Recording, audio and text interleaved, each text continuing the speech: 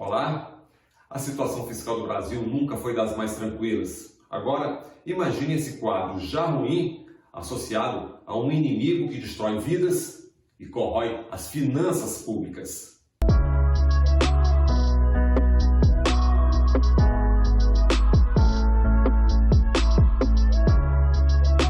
Nós deixamos de fazer entre atendimentos ambulatoriais e hospitalares, nos primeiros meses do ano até agora, 700 milhões de procedimentos. Nós já estamos comprando mais de 40 milhões de seringas, já nos preparando assim que tivermos a aprovação das vacinas para começarmos com a vacinação.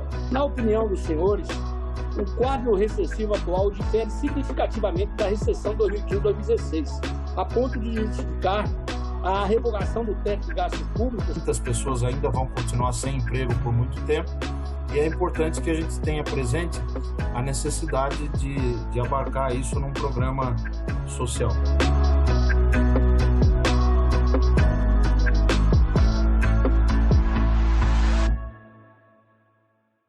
A saúde financeira dos municípios pós-pandemia e os cenários econômicos futuros foram alguns dos temas dessa audiência pública no Congresso. A principal pergunta: qual o tamanho da crise? Vamos começar então falando em números. A contabilidade brasileira do passado, presente e futuro. A arrecadação e gastos do governo mudaram e muito nas últimas 2 décadas. Entre 2004 a 2011, o crescimento era de cerca de 8% acima da inflação. Já entre 2012 a 2015, receitas em queda e despesas em alta. Nos últimos 3 anos, o petróleo ajudou no crescimento das receitas. Por outro lado, o governo reduziu gastos com investimentos e o custeio da máquina pública. A projeção para este ano é de um resultado negativo nas contas do governo de 877 bilhões de reais. Os benefícios da Previdência Social e os gastos com os servidores representam as maiores despesas do governo federal. A estimativa é que o país volte a ter crescimento econômico nos mesmos níveis do pré-crise só em 2023. O que coloca um pouco de otimismo nisso é que os dados de produção industrial mensal para os últimos meses e também da pesquisa mensal de comércio mostram que há uma recuperação um pouco mais rápida do que se previa. Então pode ser que esses números sejam um pouco melhores, mas por enquanto o nosso cenário base indica isso, quer dizer, vai haver ainda um longo processo para que se possa restabelecer o nível de crescimento do pré-crise. Começamos com números. Lá para frente, vamos falar de teto de gastos, renda cidadã. Agora, a saúde. Sabe quantos procedimentos deixaram de ser feitos por causa da Covid-19? 700 milhões. Uma população que, no primeiro momento, ficou em casa, se isolou, não procurou assistência à saúde, está retomando as suas atividades agora, gradativamente. E para o senhor ter ideia, nós temos aí um cenário de 700 milhões de procedimentos não realizados nesses primeiros meses, nesses últimos 8 meses. Ou seja, comparando com o ano anterior, nós deixamos de fazer entre atendimentos ambulatoriais e hospitalares, nos primeiros meses do ano até agora, 700 milhões de procedimentos, podendo chegar aí a 1 bilhão de procedimentos até 31 de dezembro. Só para se ter ideia, na oncologia, são mais de 70% de procedimentos não realizados. Então, nós do Conasembs estamos muito preocupados com esse número de procedimentos, essa demanda reprimida que vai passar para o ano seguinte. E o representante do Conselho Nacional de Secretarias Municipais de Saúde também está preocupado com a rotatividade de pessoal e a gestão dos recursos. Falta clareza, na utilização de recursos e os gestores estão amedrontados na utilização dos recursos. O nome é exatamente esse, é medo de gastar os recursos. Por mais que nós orientamos os secretários municipais, o que pode gastar, as portarias estão claras nesse sentido, mas vários órgãos de controle, várias ações são feitas que acabam de pressionar o gestor a ficar com medo e não utilizar o recurso federal. quando entram novos prefeitos, a média de secretários municipais de saúde que chegam, né, a assumir a gestão é na faixa de 4 mil novos secretários. Então, além de tudo isso, teremos em janeiro próximo 4 mil novos gestores de saúde nos municípios, né? Gestores que vão pegar aí uma demanda reprimida do ano de 2020 na casa de 1 bilhão de procedimentos não realizados, ambulatoriais e hospitalares, pacientes que não foram acompanhados, hipertensos, diabéticos, né? E uma série de procedimentos de imagem, de diagnósticos que não foram realizados. Dinheiro para a saúde, dinheiro para a economia, temas que vamos abordar ao longo do programa.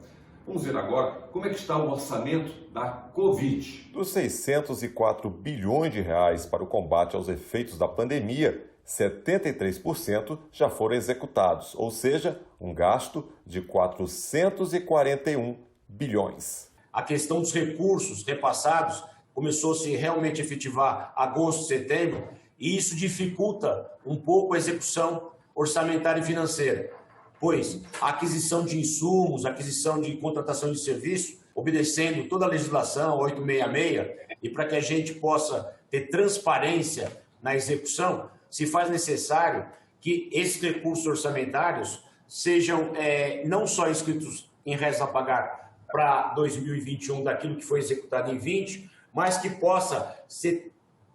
que possamos ter uma reposição desses recursos para 2021, pois ainda tem muitas ações para ser realizadas em relação ao Covid, né, que não será possível executar nesse exercício orçamentário, em função do tempo. E quem participa da gestão pública sabe que tem que estar com um olho no presente e outro no futuro. Daí a importância desse projeto aprovado em setembro no Senado. O projeto da senadora Simone Tebet amplia para dezembro do ano que vem o prazo para que estados, municípios e o Distrito Federal utilizem os recursos transferidos este ano pela União para o combate ao novo coronavírus.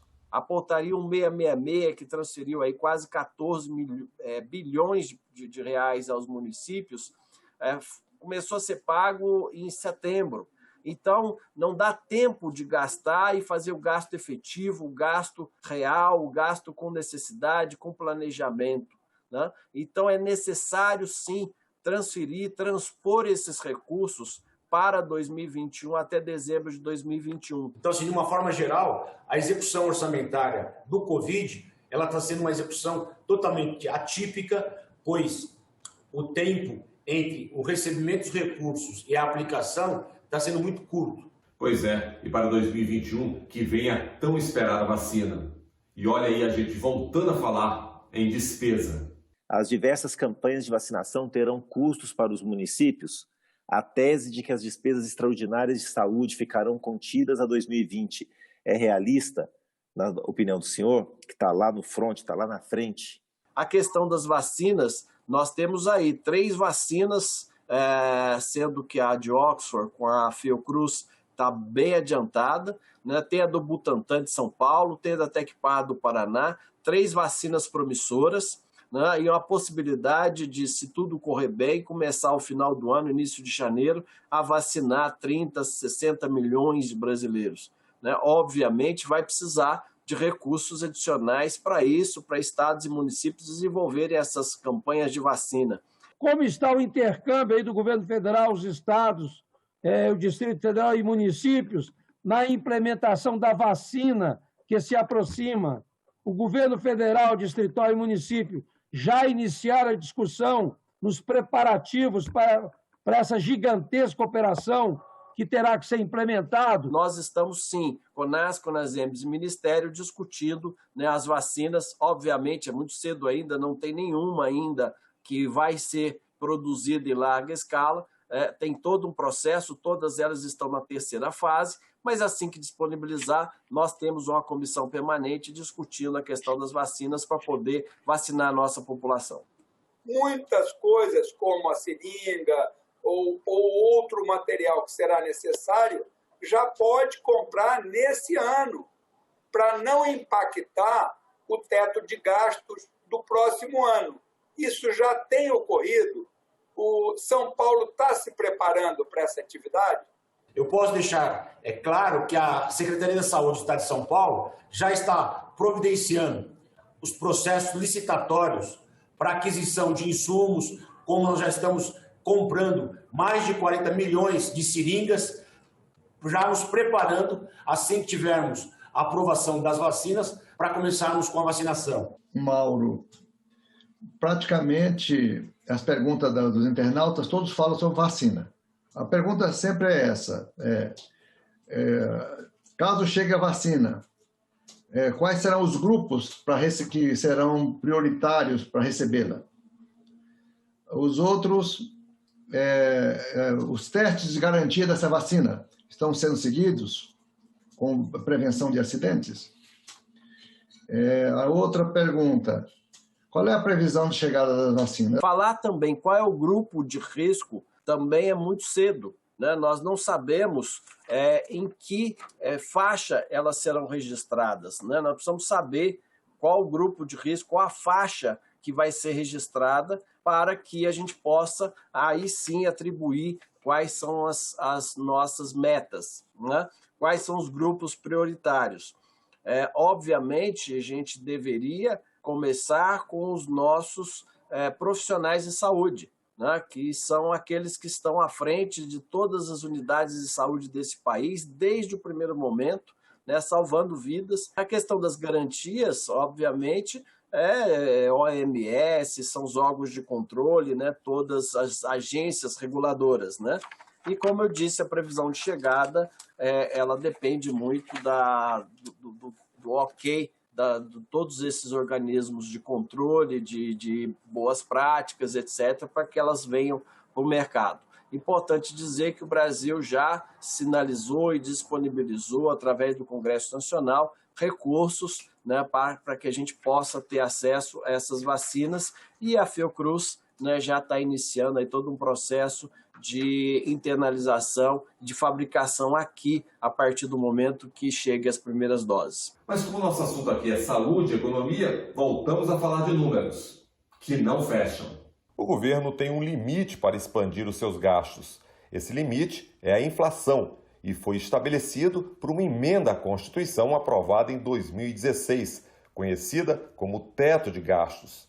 O teto previsto para 2021 é de quase 1,5 trilhão de reais. Mas as despesas previstas sujeitas ao teto são do mesmo valor, ou seja, dinheiro para novos gastos igual a zero.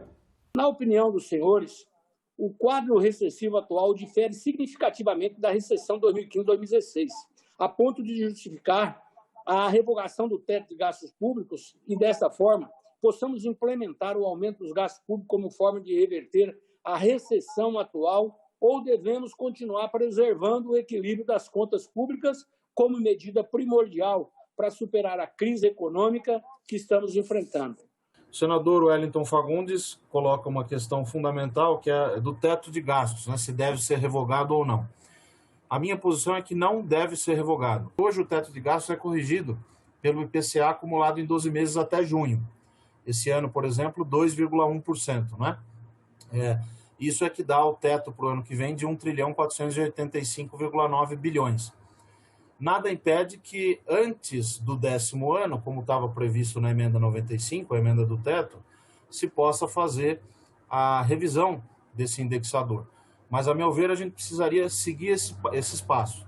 Primeiro, usar o que já tem na Constituição, na emenda 95, e até reforçar com a PEC do Pacto Federativo, e, num segundo momento, eventualmente, discutir o indexador da regra do teto.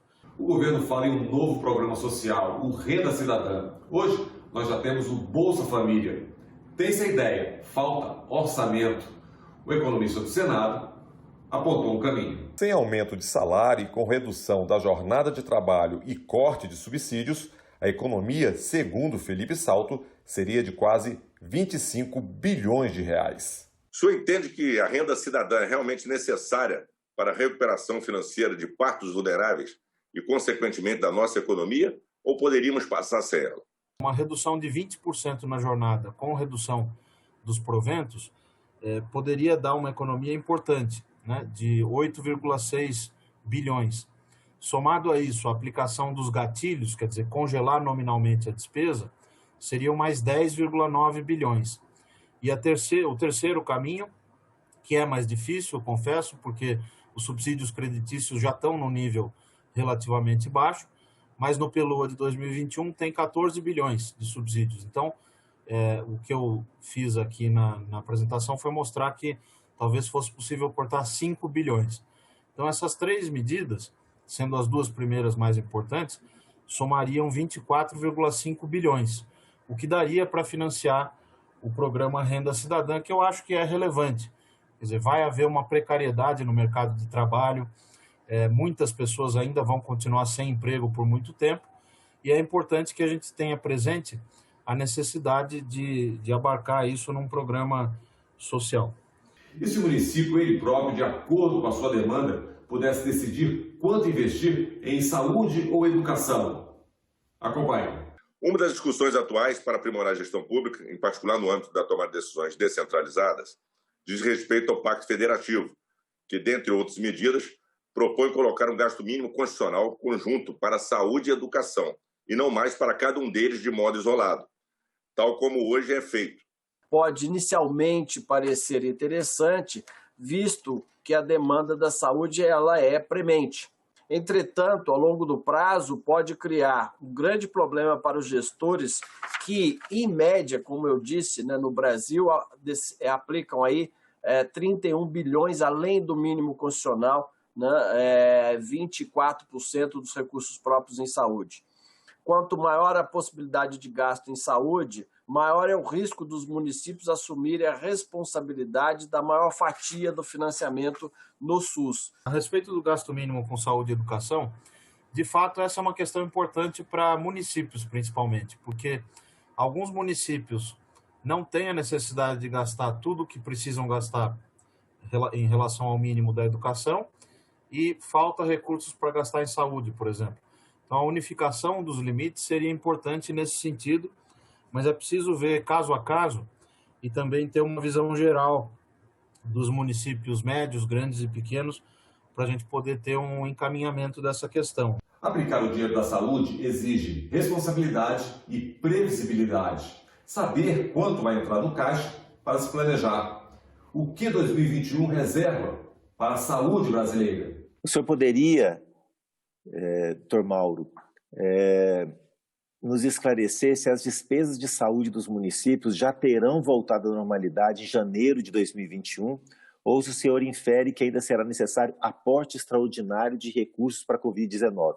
Hoje, o Ministério da Saúde tem muita segurança, já entregou mais de 12 mil respiradores, né, ainda, e nós estamos numa situação muito tranquila com relação aos respiradores, porque vencemos isso e estamos ainda, mas já de 2 meses para cá, num cenário um pouco melhor com relação aos medicamentos de intubação orotraqueal, motivo pelo qual suspendemos todas as cirurgias eletivas do país, né, nesses últimos 7 meses. Hoje temos um estoque de 15 dias de medicamento e retomando as atividades, mas gradativamente, porque ainda pode faltar medicamentos. Então vai precisar de novos recursos? Vai sim, porque senão os municípios vão continuar aportando cada vez mais recursos, deixando de fazer algumas ações municipais em outras pastas necessárias e aplicando cada vez mais, porque o órgão de controle está do outro lado da rua do prefeito, é mais fácil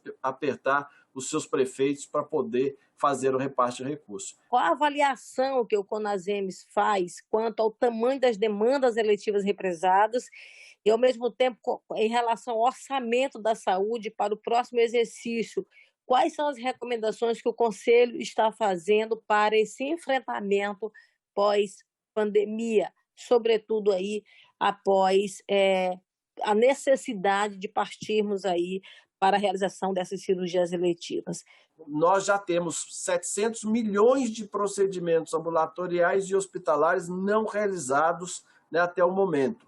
Qual é a nossa posição? Né? Como os recursos Covid começaram a ser repassados num volume maior a partir de agosto, que a gente possa aprovar a transposição dos recursos Covid para 2021, para execução até 31 de dezembro de 2021, para que os gestores possam fazer a melhor aplicação desses recursos. O Brasil tem hoje 5.570 municípios. Muito, pouco, suficiente? O que se pensa sobre fusão e extinção de cidades brasileiras? Essa foi uma proposta aventada no ano passado, de reduzir o número de municípios, mas certamente geraria economia, porque ao extinguir um município, né, ou ser incorporado por um município vizinho maior, você teria redução de custos, pelo menos administrativos. O custeio da Câmara, o custeio da Prefeitura, pelo menos esses dois, e também a questão de transferências, né? Outra questão, redução do Estado, privatizações. Foi abordado a dívida nossa interna superior a 90% do PIB. Eu digo, não está na hora de nós estimularmos as privatizações? Eu acho que a gente ainda tem muitas empresas estatais que são ineficientes, que poderiam ser privatizadas, em benefício, sim, das contas públicas, mas em benefício também de uma maior racionalidade do Estado. Perguntas, muitas sem respostas. Certeza mesmo é que 2021 será um ano de desafios. E a nossa preocupação é como a gente vai continuar as nossas atividades agora pós-Covid, né? Porque o que a gente está entendendo é que o Covid não se encerra em 31 de dezembro, mesmo porque agora vem a questão da vacinação, né? E aí precisaremos de recurso, de insumos para compra de seringas, mesmo para compra da vacina. Como conciliar esse aparente dilema? Preservar o equilíbrio fiscal, ou ao menos não agravar, vamos dizer, o desequilíbrio, e ao mesmo tempo dar condições para recuperar a economia pós-pandemia, que ano que vem vai ser difícil. A gente deve ter uma recessão nesse ano de 6,5%, pode ser um pouco melhor, um pouco pior, e no ano que vem a recuperação de 2,5%. Então o PIB não vai voltar ao que era projetado no pré-crise. Nós vamos ter que avançar nessa agenda que os economistas chamam de agenda da produtividade. Isso envolve abertura comercial para tornar as empresas mais competitivas, avançar na reforma tributária, que pode reduzir os custos de produção, tornar o ambiente mais profícuo ao desenvolvimento econômico. Se fala muito nesse país em reforma fiscal, ajuste fiscal, eu acho corretíssimo. Agora, o senhor acredita que só com ajustes fiscais nós vamos tirar o Brasil dessa crise econômica? Sabe por que me preocupa, Felipe? Porque eu não vejo nenhum plano desse governo de alavancar a economia, gerar emprego e renda. E para ter aumento do crescimento econômico, precisa aumentar essa variável-chave que é a produtividade. Isso depende de melhorar a qualidade dos investimentos em infraestrutura, melhorar a qualidade dos investimentos em educação, melhorar o ambiente de negócios com uma reforma tributária ampla. Então, não há uma medida específica que possa resolver. As medidas paliativas de crédito para microempresa, juros subsidiados, isso tudo está sendo feito. A meu ver, pode ajudar nessa travessia, mas não é a solução definitiva. A pandemia demonstrou a importância de termos um sistema único de saúde forte. Conforme já falado, alguns países europeus estão passando por uma segunda onda da Covid-19. Se nós tivermos uma piora, né, que pode acontecer, nós temos que aprender com os erros. O que nós faríamos diferente numa situação dessa e quais seriam os critérios e parâmetros para poder fazer essa doação, essa decisão, lembrando que o Brasil é tão plural, tem realidades tão distintas, tão diferentes. O 7 de setembro foi um feriado, né? Foi o último feriado onde a população invadiu as praias, invadiu as cidades históricas, foi viajar, né? Foram para os bares sem proteção, sem máscara, sem álcool gel, né? Ou seja, a população já não suportando mais o cenário. Nós não podemos baixar a guarda.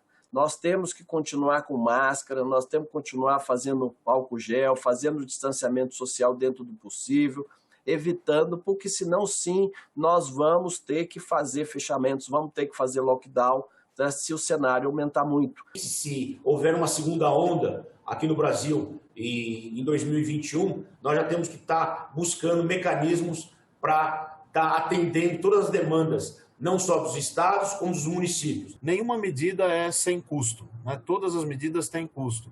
O aumento de tributação gera aquilo que a gente chama de perda de eficiência ou peso morto, né, no jargão, para as empresas, para o setor produtivo. E o aumento de gastos públicos aumenta a dívida pública, aumenta os juros, como a gente sabe. Então, é preciso que se discuta a coisa olhando para a floresta, né, e não olhando apenas para a árvore, para o problema específico. São questões fundamentais. E chegamos ao final de mais um programa. Obrigado pela companhia e até o nosso próximo Em Discussão.